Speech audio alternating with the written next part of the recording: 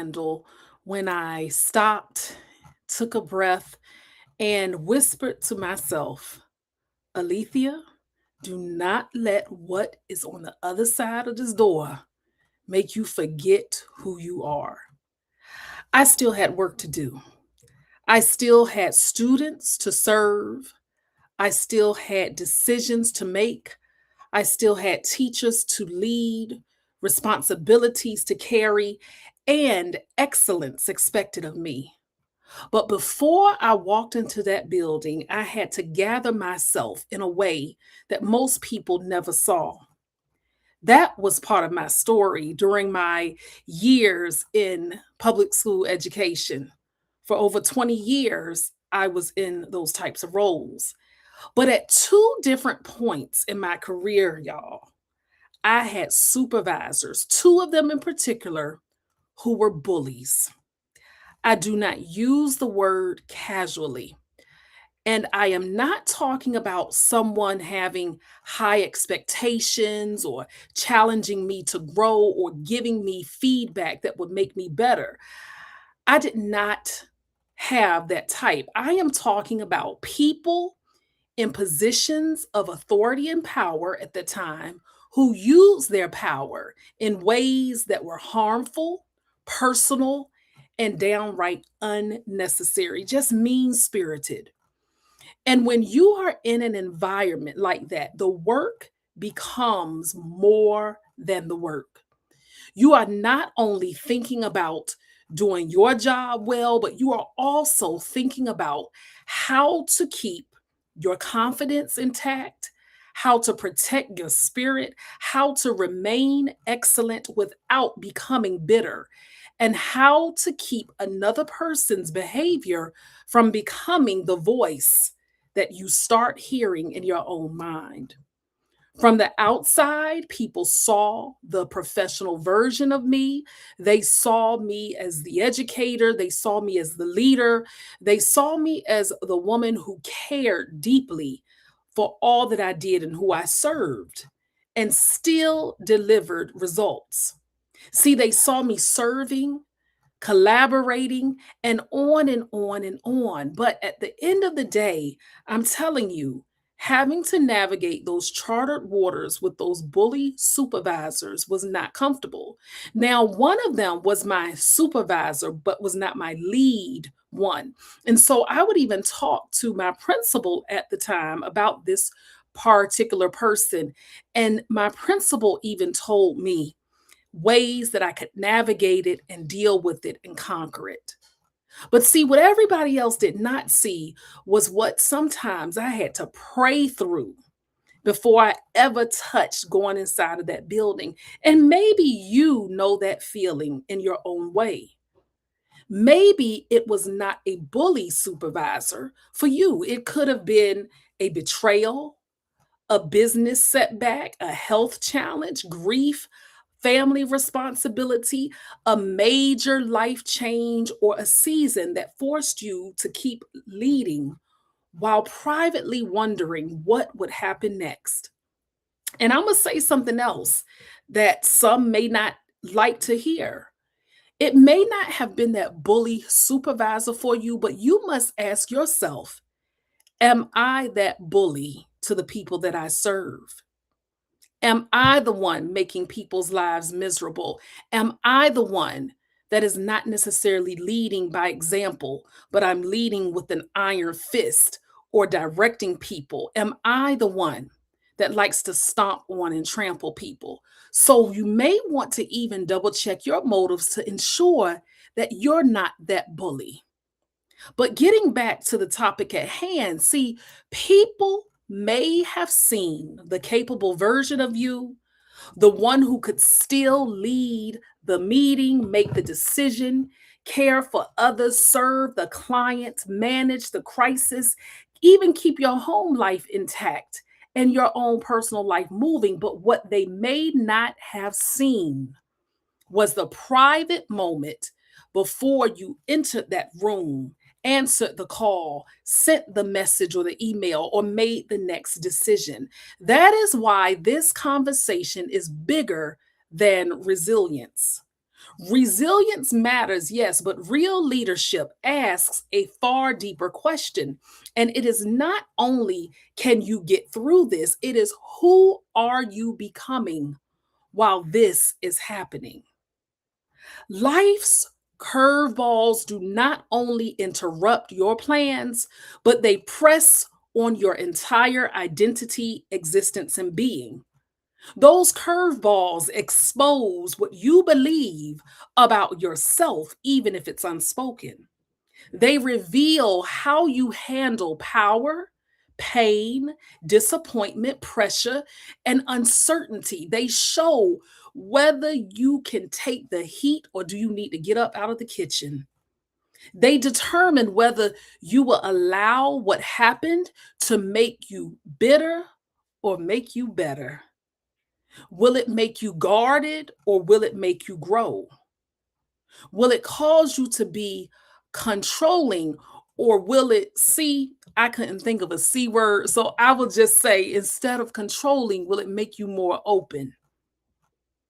See, are you committed to providing people the best effort in your life, the best effort in your business, the best effort on your team? Or are you lackadaisical about it? See, whenever you are in a bully supervisor moment, they can teach you quite a bit, even beyond what the eye can see. See, those two bully supervisors that I had throughout my career, they taught me lessons that they probably never intended to teach. They taught that a little does not automatically make someone a leader. They taught that authority without emotional maturity can do real harm and damage. They taught that people may not remember every directive, every item on the agenda, or every decision that you make, but they will most certainly remember how they felt under your leadership. They will remember whether they felt valued or if they were made to feel like dirt on a street. They will remember whether your authority gave them the room and the space to really flourish and thrive and grow and to be comfortable enough to ask you questions that could develop that. Or does your leadership cause people around you to be afraid to breathe? But most of all, what bully supervisors can teach you is what you never want to ever become. They show you how not to be a leader.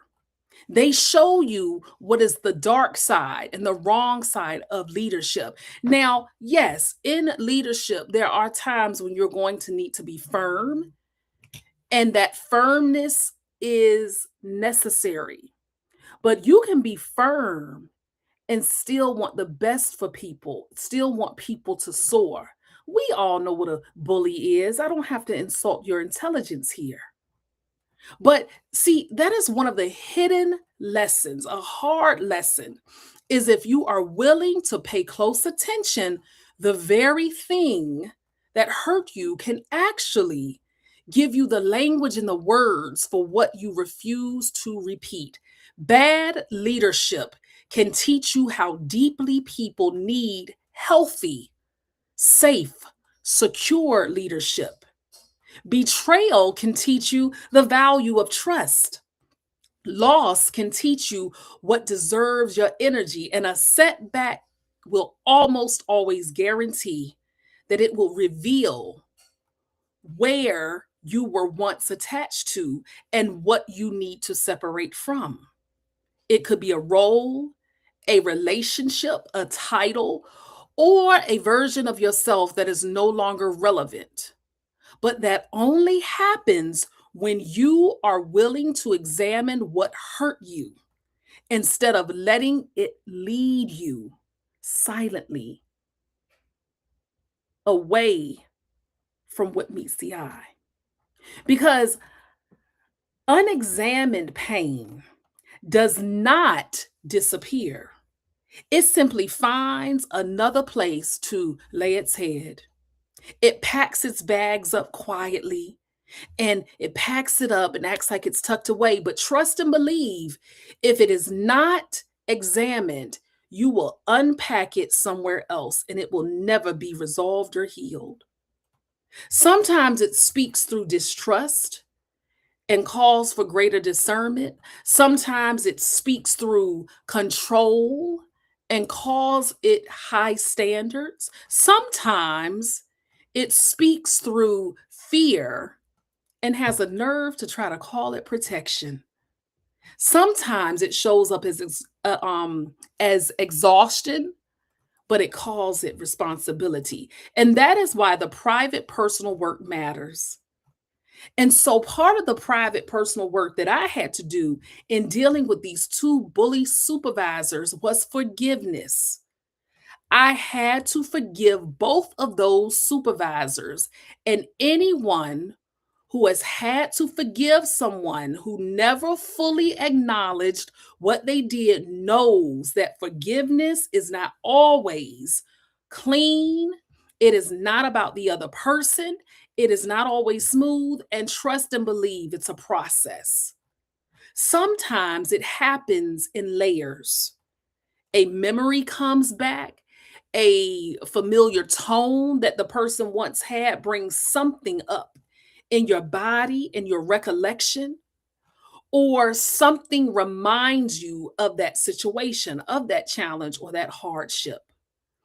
But when you go through the process of forgiveness, if it's through a betrayal, if it's through that bully supervisor, if it's through news that you didn't want to hear and somebody gave it to you in a mean spirited way, as a leader, forgiveness is so important to do. It's so important to do. I did not forgive because what they did was acceptable, but I forgave because I did not by any means want their behavior to have a permanent, lasting residence inside of me. Now, you may wonder whatever happened to them. Well, one of those people, last I learned, is leading somewhere else, not at the place where they were. They are leading somewhere. And as a matter of fact, I had another role a couple of years afterwards where I saw that person again and they were shocked to see me. We were at a meeting together. I haven't seen them in years. And the other person, the other bully supervisor, and don't get me wrong, because some people watching this will probably know who I'm talking about. That person has since passed away. Yes, indeed, that person passed away. But I can say wholeheartedly that I have peace. And the person who passed away, that person and I actually came to an understanding probably a good year before their passing. They passed unexpectedly and abruptly. So the relief I felt when that person transitioned or passed away, died, and I had the opportunity within myself to forgive that person for how they treated me gave so much peace. And the same for you. There comes a point where in life, when you have those bully supervisors or people who have hurt you and you are leading consistently, doing your best to do the work in your career, your business, or even in your personal life slash your home, you must make sure that your heart is clean. And this is not just, apples and sunshine, rosy types of things that I'm telling you. This is necessary to really continue to take you higher. Even if you have earned all the millions in the world, even if you have achieved to a place where you think that you have reached the highest peak that you can, there is always room for humanness. Because I too am a high achiever, not by my own merit and strength, but from the others who poured into me as well as my own abilities. But the thing is this: real leadership shows that you have the humility to be able to not only admit when you're wrong, but when you have the humility to not hold on to a grudge or to be bitter with someone.